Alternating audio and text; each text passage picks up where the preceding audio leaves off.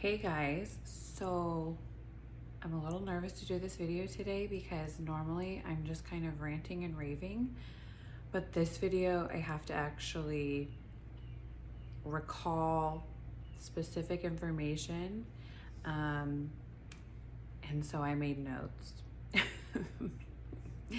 So basically, I love manifesting. I think it's fascinating. I really love philosophy and studying religion. But obviously you can only go so far with a logical mind to accept some of the ideas in religion or philosophy or any concept or belief system. And I think we all struggled with our belief systems, because you have society telling you one thing and it's probably 90% bullshit. You have your education system telling you one thing. I think a lot of it is bullshit also. And then you have your society or peers or family. There's so much to take in, and then there's also like your own brain and how it's going to function through it. And if you attach yourself to a certain belief or identity and then something comes and confronts that, it's scary. And a lot of people have cognitive dissonance because it's easier to believe something that you've always believed than to expand. But, and I say this all the time, I'm always changing my beliefs, because not because I want to hop around from one thought to another.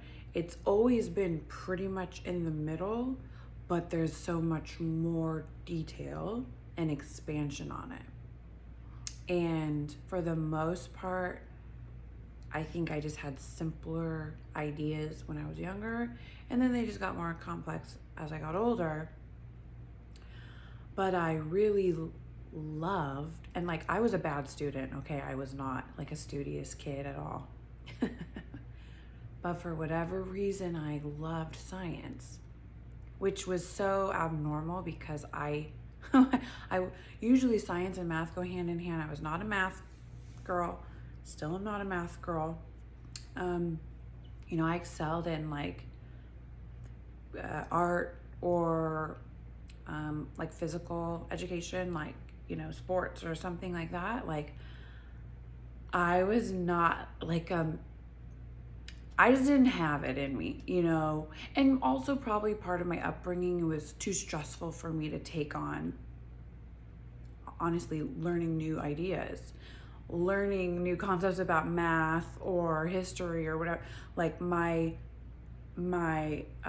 environment when I was a kid was too stressful. I think I just maxed out my capacity for, my threshold was very limited of what I could deal with. And I had to just kind of survive on autopilot because I was always in maybe too much uncertainty. And so I spent all my mental energy on that, and I just couldn't learn as a kid. I think I got held back. I did, actually. And I even like had all these like special classes because I didn't know how to read. I didn't know how to tell time. I didn't know anything. And there's a part of me that still kind of believes that about myself. Like, like I'm like, oh, I don't want to learn how to tell time. I'm really bad at like a watch. Like, I look at it and I'm like, can somebody just tell me what time it is? I couldn't be bothered as a kid, and I still have that belief in me as an adult, even though telling time's really easy and I can do it.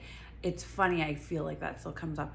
All that to say, for whatever reason, I really enjoyed science, which is fucking weird, like based on everything I just said. And I think maybe deep down it's because there was so much uncertainty in my world, and I did have such a hard time with my beliefs and knowing what to believe and really not wanting to make the wrong choices. I think maybe when you don't have safety and security, you really want things to be what you want them, what you believe them to be. If you don't have a threshold for change, like, you know, you're just, yeah. And so religion felt so scary for me because I was like, what if it's not true? Almost like I could feel the effects of believing something that I shouldn't. And you know, philosophy is fun and fluffy, and I just appreciate it for what it is, but I always kind of held it.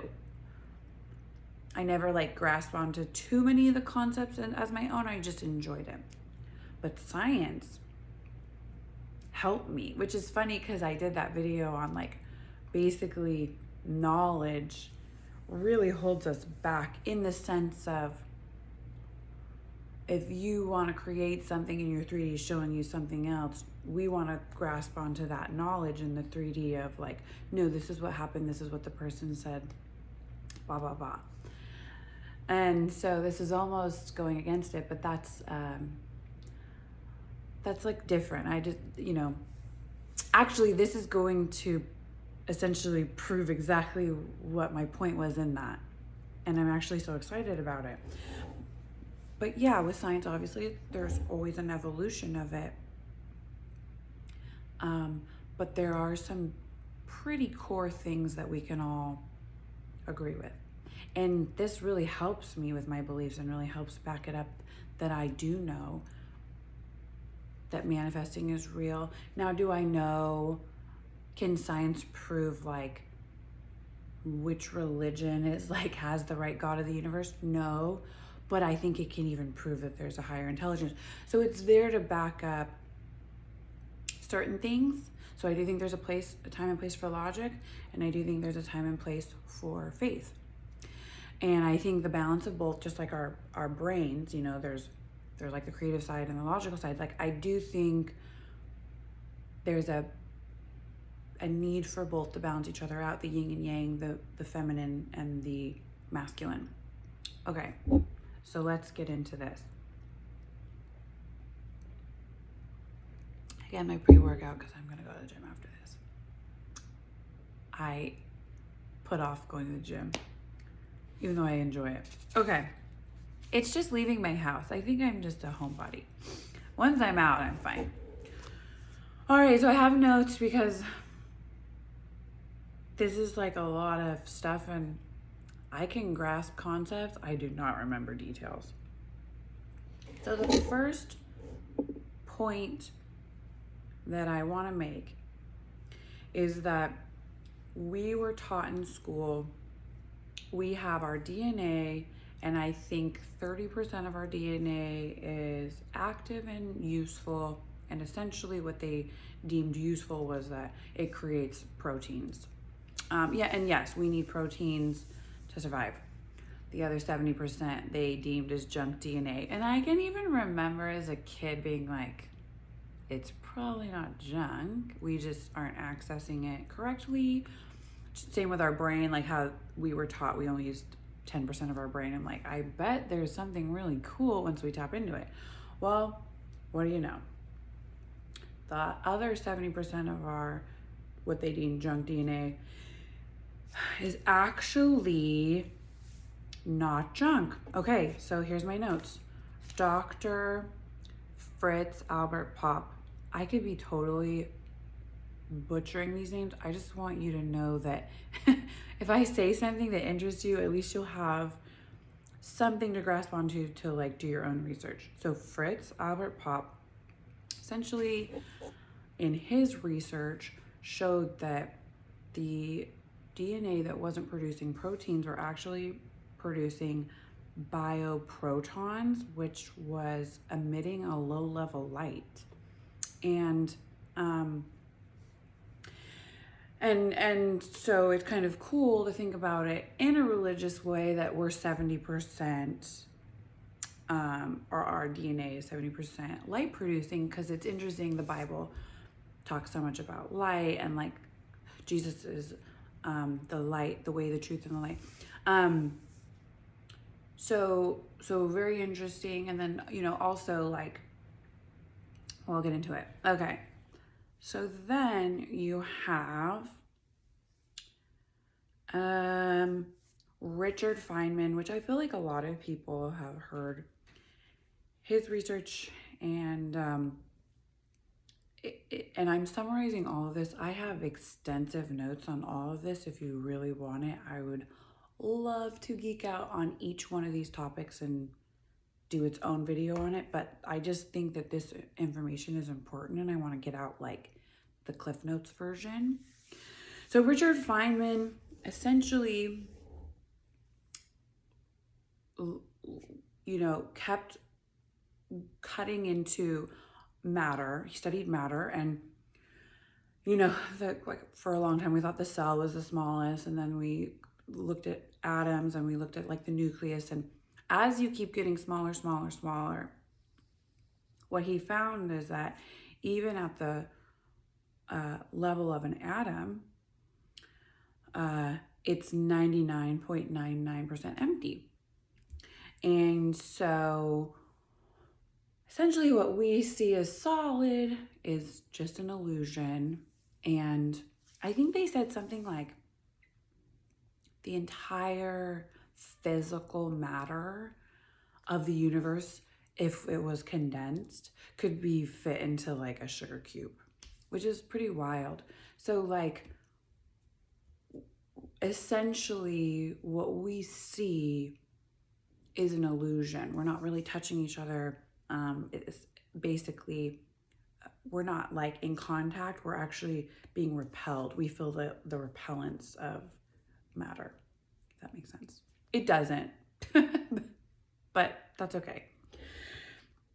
And so, and essentially everything was empty, and inside of a lot of the cells, atoms, nucleuses, there was also, from what I understand, light particles. Okay, so we're made of a lot of light. This essentially is all light, and yes. So now we move over to Dr. Alexander Gurwitch.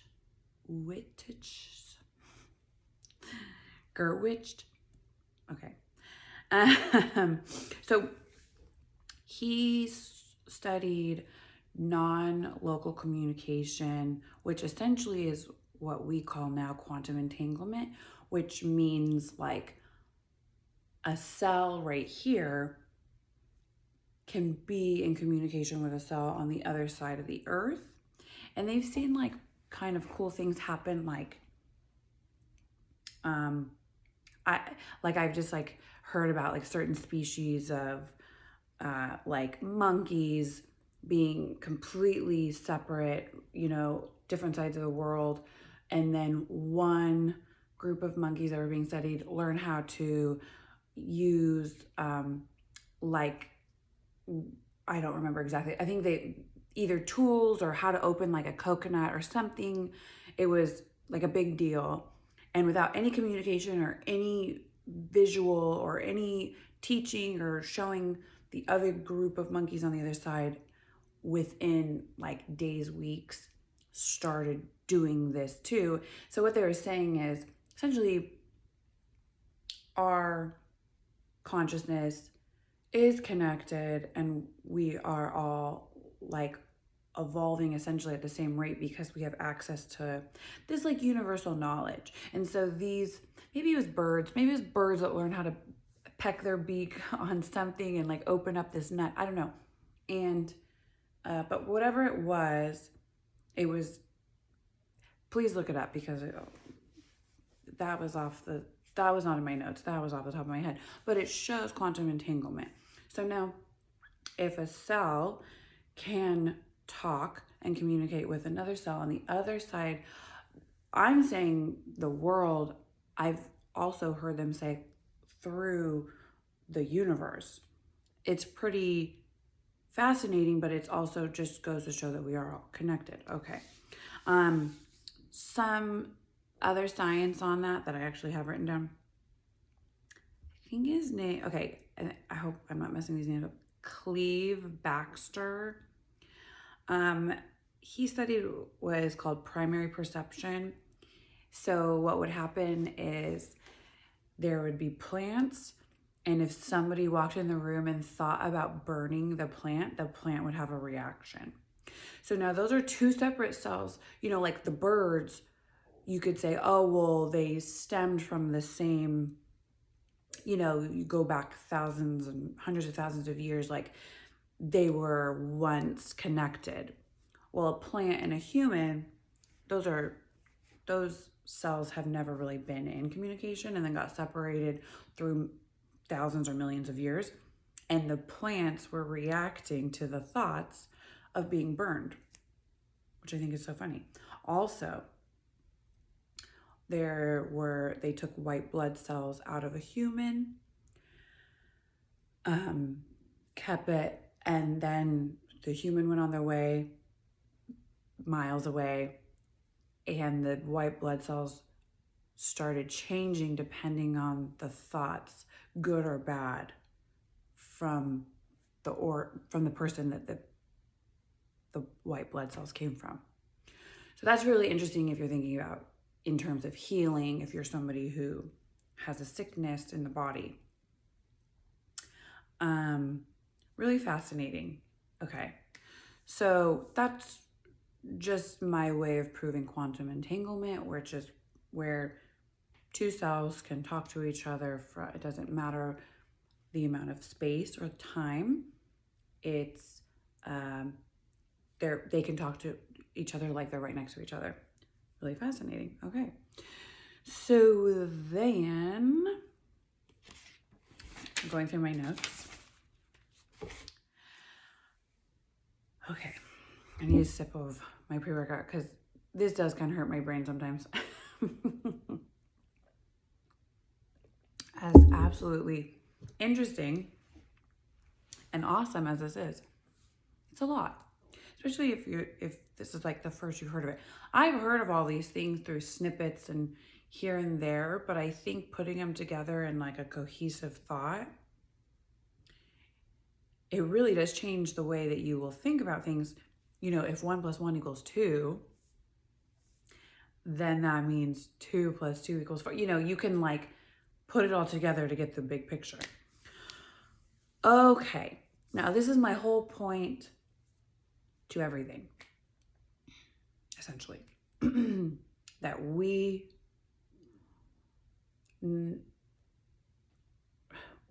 create our environment, our 3D, our experience. And when I say we, I mean me in my reality and you in your reality. And essentially those aren't going to overlap. So you can have your own thoughts and you can own those, and I can have my own thoughts and I can own those, and I can create what I want and you can create what you want. And if those are opposing wishes, it splits off. Now, I wish I got more. That's string theory. Okay. I didn't make any notes on string theory. I can, but essentially that gets more complicated. What I want to focus on is just one reality at a time, because that like takes your power back. And I think this is really important. And then you can learn about splitting off into multiple dimensions and having multiple experiences and all that. That's fine. But I feel like this is basic for understanding your power, for understanding the creator, for just getting your life under control. Okay. So there were 3 quantum, they weren't physicists, it was quantum, I can't remember, it starts with an M. I'll remember it in a second. There's 3 guys, and they essentially studied the same thing and all independently, and all kind of came up with the same thing. So Niels Bohr, hopefully I'm saying that right, Schrodinger, like Schrodinger's cat, which I can get into, and Werner Heisenberg, quantum mechanics. Sorry, I don't know why I blinked on that. So, you know, just similar to quantum physics, but, you know, just a little split off of that. And essentially what they all studied and proved is that awareness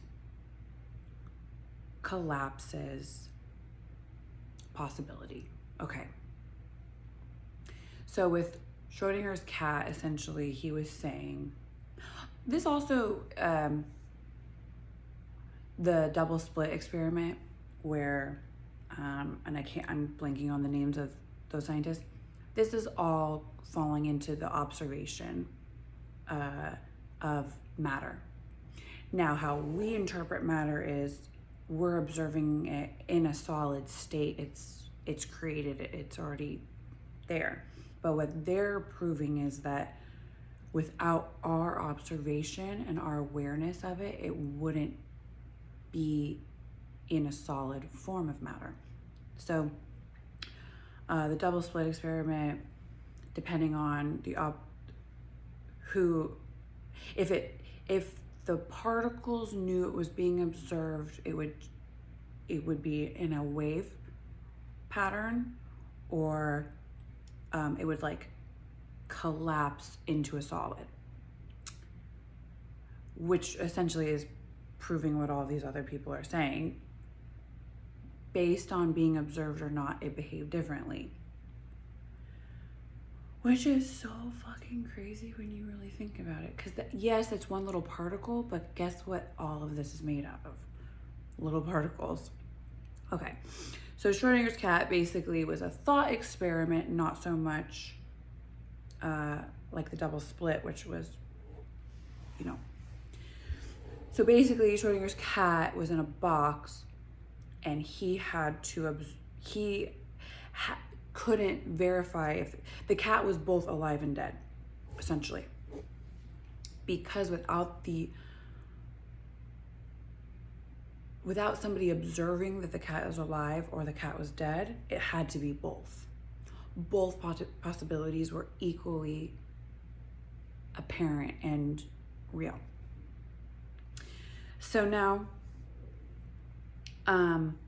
essentially, this is called the observer effect in quantum physics or quantum mechanics. So what they found was that when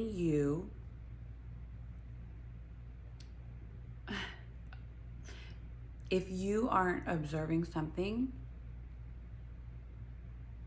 it is not in motion.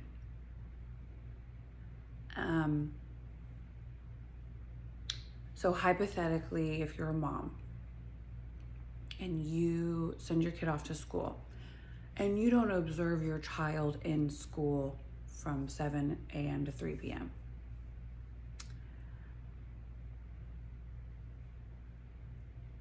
it's not in a solid form, essentially. It's not really happening until you observe it. So however your child comes home and tells you, we did this, I had this is what we did, that is essentially what you assume to be. And I'm speaking slowly, I'm sorry, because it's really, it's hard to like say all this out loud without sounding like a crazy person, but that's why I have the notes to back it up. So when you think about this, okay, in science, we are all light particles communicating with each other. So essentially, I am communicating with the outside world what I want, with what I think and feel and assume about it. And those light particles, through quantum entanglement, are not only communicating but evolving into whatever it is that I'm thinking, feeling, saying. And through observation, because this is almost like a hologram, it looks solid, it's not. Through observation, these light particles collapse into a solid, which now I'm interpreting as matter, solid matter. Which is fucking crazy. So now, when you, in a manifesting sense, that's like the science way to interpret it, which is great and fascinating. In a manifesting sense, you are communicating through your DNA, cells, atoms, essentially light particles, with everything around you. Now this is already collapsed, you know, this is all solid already. This is already in its form. Doesn't mean it can't be changed, but we're now in the 3D. So this is almost like an old thought form. So when people talk about a mental diet and like staying on top and all that, yeah, it's super important, because you are essentially commanding everything around you at any given time. And that shouldn't scare you, that should empower you. That should be so exciting, because now you realize, okay, like all these manifestation people, they always told me that I'm the creator of my reality. Yes, but I'm showing you now the proof through science. So yeah, take it with like excitement and power, that what you say goes, and if you have a bad thought, no big deal. Overwrite it, because you create your reality. So now I just say, it doesn't matter. I only manifest what I want, not what I fear, or when I have a bad moment or a bad day. And that is what I'm communicating with all of these particles, light particles. Some collapsed because of my observation of them, and some of them are still free floating, waiting to be observed. So be careful, because you should assume everything great with what you haven't seen yet. I think, whereas I used to get maybe anxious before, like when I didn't know what was going on, now I'm like, thank God, because in my head I'm like, nothing bad is happening if I can't observe it. And of course, with manifesting, if you do see something you don't like, you can fix that. But it's harder because we are human and we want to make everything so logical. That was essentially what I was talking about in the video of like the pursuit of knowledge can like hurt your manifesting because you saw it, you observed it, it collapsed into matter, and now you think that all the power has been taken away from you. No, you can undo it. And you can also use a little bit of string theory and go into a dimension where that never happened. And that's really hard for our brains, but it's possible. And that's, you know, a whole nother subject. But for now, not seeing anything is actually great for my mentality now, because I'm like, everybody, if I can't observe it, it's not real. So I'm going to make up every amazing and great thing. People are just doing my bidding when I'm not around. People are speaking so kindly of me when I'm not around. People are thinking of great opportunities to give me when I'm not around. People are just sitting by their phone waiting for me to be ready to talk to them. Like you can literally create whatever. And I even went as far to think about it like this, like we think, well, because society told us, like, you know, if you're in a relationship, your partner's gonna have to like work and have hobbies and friends and this and that. Why?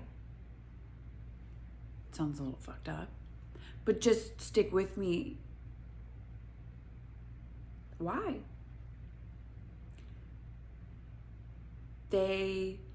Nothing exists unless I'm visibly seeing it, and I was the one that dictated it into what it is, based on my past thoughts of it. So let's say it's your boss or your friend or your SP or your whatever. Why do they have to like be a workaholic? He doesn't even have to work. He doesn't even really exist without me observing him. So he just has like millions of dollars in the bank and just wants to spend all his time with me. Or like my friend is always doing this, that, and the other. No, my friend only exists because I observed her. My child is, what if it's getting bullied or not paying attention to school? No, your kid is super smart, having a great time, because that's what you're creating. And your thoughts are collapsing these light particles into matter. So instead of making excuses for your 3D when you can't see what's going on, oh, like my husband has to work like 60 hours a week, he's a workaholic. No, you created that. Oh, my kid is like getting bullied. No, you created that. My friend's always busy and never has money to hang out. No, nothing exists outside of you. So make it all about you. They're waiting around for your phone call. They have plenty of money in the bank to go do fun things with you. Everybody's treating everybody great. Everybody speaks highly about you or the people in your 3D, whatever, the people in your family. And I know that seems far-fetched, but once you grasp that manifestation is real and you have like the science to support it, you don't have to play by any rules that society gives you. Oh, my husband has to go work. No, he doesn't. Oh, well, you know, whatever, like my daughter is just, no, she doesn't. She doesn't have to have problems at school or problems with grades or what. She's not even at school technically because you're not there watching it happen. So create whatever you want. She went to school, she did great. The teachers love her, the kids love her. I forget what my other example. Oh, friend. I don't know. Like, just my friend's never available. She's literally doesn't exist until you call her on the phone and she's sitting there waiting to answer.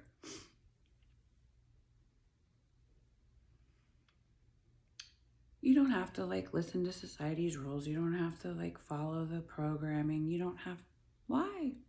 You created all your relationships, all your finances, all your clients, or if you want clients, or if you don't want clients, if you just want money to fall out of the sky, you created it. You created money. So you observing, you don't know what's in your bank account right now. You are projecting that it's going to be a certain amount.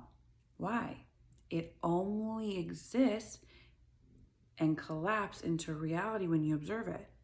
So start communicating with your bank that there's so much money in there you don't even know how you're going to spend it all. You're not looking at it right now. Make it whatever you want. Your husband's not standing in front of you. Make him whatever you want him to be. Your kid's not standing right in front of you. Make her life experience whatever you want it to be for her. Your friend, not saying movement in the 3D is your biggest blessing because it doesn't exist without your observation. So you better tell it exactly what you want. Don't put rules and regulations on it. Your house. Leave your house and then before you come home, just say like, oh, it's going to be, my house is actually like this big and this and this. This couch doesn't exist when I leave. That's what science is proving. That's so crazy. Our thoughts are just so regulated to believe that the 3D is real and matter is real. This is 99% empty. 99.99. So think about how easy it would be to manipulate that, to recreate it. It's only 0.001% matter. It's a hologram.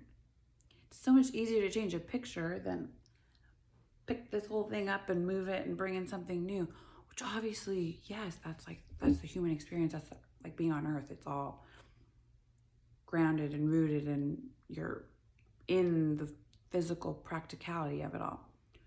But also just start thinking differently about the things that you see in your day-to-day. Your body. Hello, that's like gotta be the easiest thing because you're connected to it. Just start thinking good thoughts. All my cells are like so happy. Like I don't even get sick because that's just like not even in my observation. Like that's not even an option. We don't observe that. We don't think about it. We don't feel it, and it's not just like observing with your eyes. It's how you're communicating with any one subject, how you think about it, how you feel about it, what you're telling yourself. So start communicating intentionally with the world around you and watch it collapse and reform into something new. Yeah. Okay. Hopefully you found value in this.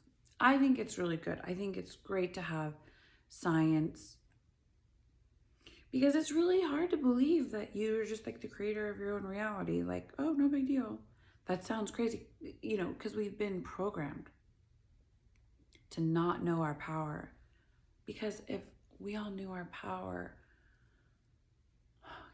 like we couldn't be controlled. You have nothing to worry about. Isn't that like a beautiful thought? You have nothing to worry about. Everything that you think is happening isn't even happening unless you say it is. So only good things are happening to you. Only beautiful, positive experiences are happening for you. Everybody here, everybody on this planet is here to help aid you in achieving your wildest dreams and having the best experiences and giving you the best opportunities and loving you and serving you and protecting you. Isn't that a nice thought? Instead of like, oh, everybody hates me and ugh. It's easy to think that. That's just old, outdated programming. That's like our society wanting to like keep us low vibe and keep us oppressed and keep us in fear and not venture out to create what we really, really, really, really, truly deep down want. No more settling, you know, no more making decisions out of fear. No, like, you get to be fully expressed for whatever you want and evolve into that. Okay, I think I made my point, so I'm gonna, you know, stop. I'm gonna go to the gym now. I hope you enjoyed this video and thank you for watching.